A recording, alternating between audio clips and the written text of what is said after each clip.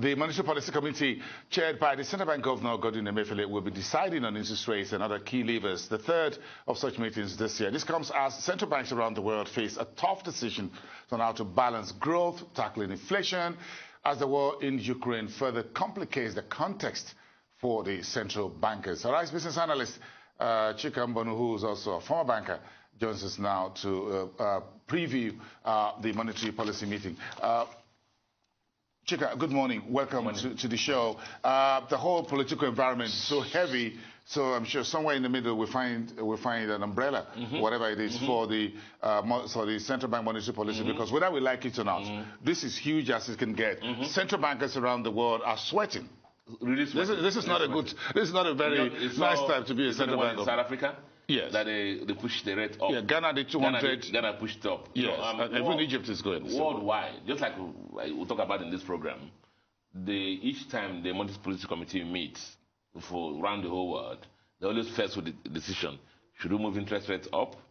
Should we move it down, or leave it at the level that it is? Inflation is the enemy here. Because those three decisions affect money supply, the quantum of money in the country, which also impacts on inflation. And you know, the disease that every central bank in the world is dealing with now is inflation. It's the virus. So many countries, including the Western world, have not seen the level of inflation that we have seen, that everybody's seen now. Nigeria, bringing it home, you saw the last inflation figures, you know, how it's hanging up there. And especially food inflation that affects all of us. And then remember also that we have been struggling, you know, to manage growth. The growth in Nigeria has also been tentative.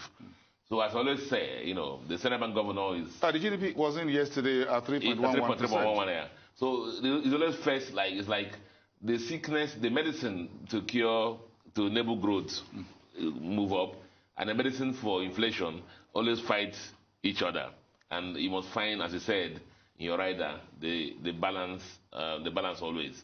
So our governor, the MPC for Nigeria will be faced with that decision. Should we leave interest rates the way it is?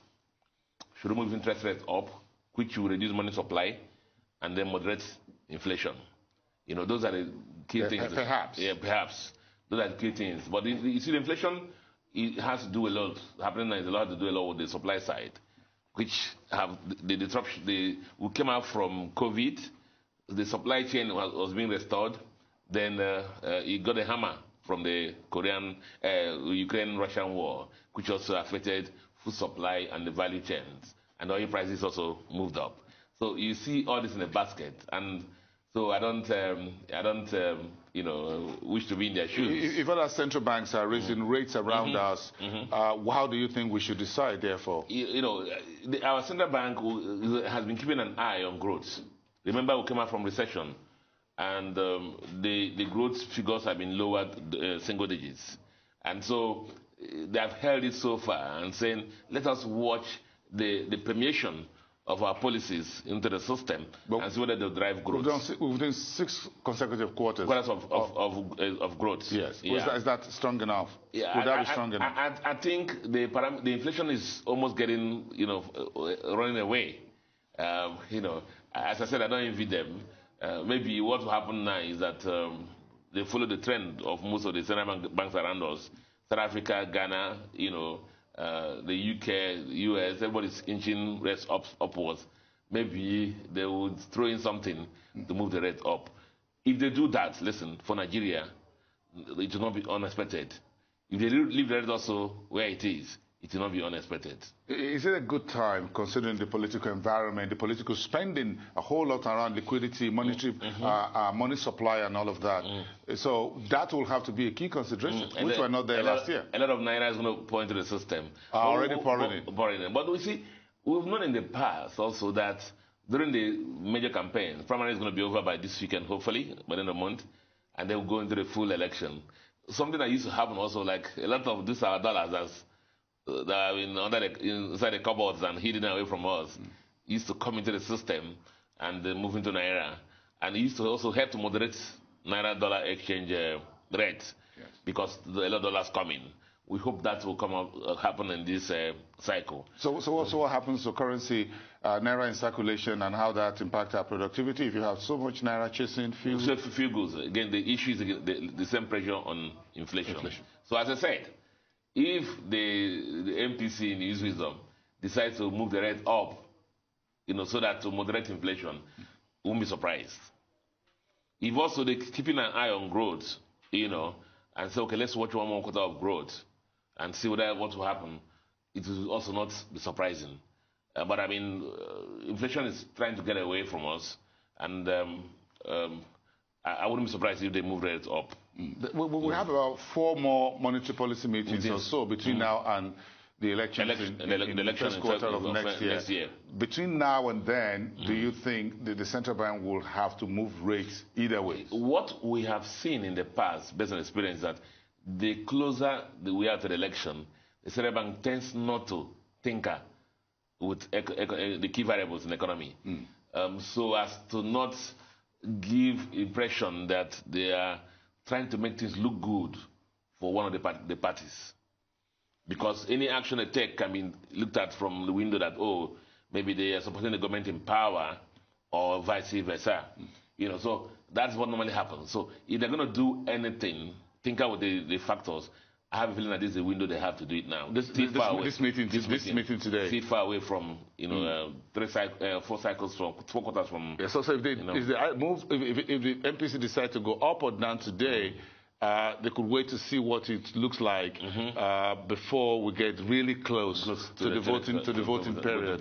Because the real campaign hasn't really started to the people. Now they're just going to be as once the primary finish now, then the real campaign starts. And we'll start seeing the 2 candidates or 2 core candidates of the 2 main parties and the economic policies. I must say that this election cycle has been a little different from what we're used to. What are you saying? Because the primaries have been a little more robust than we saw in the past. Tell me. And I hope that when the candidates come out also, we'll be able to put them on the list and beat them up and make sure that we understand what they're going to do. See, 2023 is going to be a different dynamics for our country. We are buffeted with higher level of unemployment, the poverty capital of the world, a high level of inflation, so many variables. The misery index, everything that is negative, we're the champion. So the economy is stupid. It's going to be a key variable.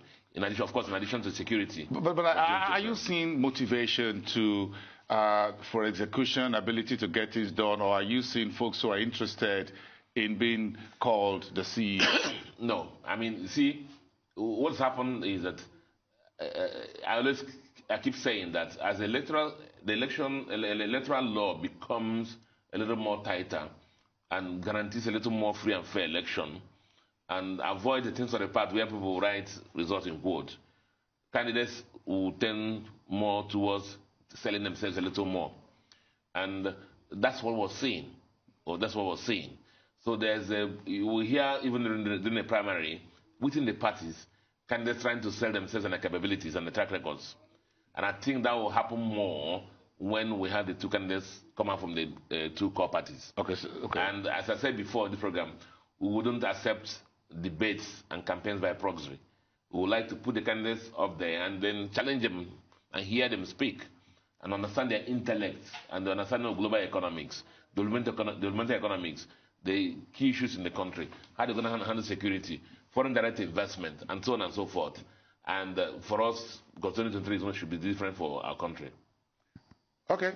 That'll be good. Let's see how it all goes, because right now we still have quite about almost 30, 40, 50 folks out there are jostling for this position and all that. We've never seen such a very huge... the large field like this. Yes, yes. The field of play is very heavy. By this time, usually, everything has been contrived and consensus, and we'll get a better indication of where we're headed.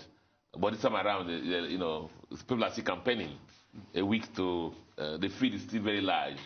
A week to a few days to the election. The primary election, and it's interesting. So let's the more the merrier. Let's hear everybody, and after the primaries, then everybody recedes, and then let's see the 2 candidates push out the agenda. Okay. I'm going to give you just about one question each. We spoke about, we chatted to about 3 of the candidates from the People's Democratic Party earlier with my guest, Osa. And the first was Atiku Abubakar, and I said there was no particular order or preferential order, but just the first names and alphabet in alphabetical order. Atiku Abubakar. What do you make of him in terms of what you've heard from him? His he is of the old order, if you want to call it like that. He's been inside this politics for a long time. Career politician, literally, but also a businessman who understands business, which is very important for the country. And so he's been a vice president, so that comes with experience. He understands issues of the country. That's also very important. Okay. The major issue we have is that, remember, we're moving towards the younger generation, and we hope that doesn't count against us. Okay, let's see who has what it takes to deliver the job. Whether age is important is another thing. Give me about 1 minute or less on Bukola Saraki very quickly. I think it's sound, very sound, understands politics. Sound banker, understands economics, medical doctor, erudite, good elocution, understands the issues in the country. Okay. And as I told some people the other day, he wouldn't make a bad president for us, and would represent us very well. Okay, I wouldn't be asking for your scoring. Mohammed Ayachidin, in 30 seconds. Sound economist also, grounded. Let me be partial. He was my boss at the time, and I think he can do it. I'm going to deduct part of your scoring for him based on what you just said. That's Chika. Thank you so much. Arise Business Analyst. Thank you so much. Very quickly.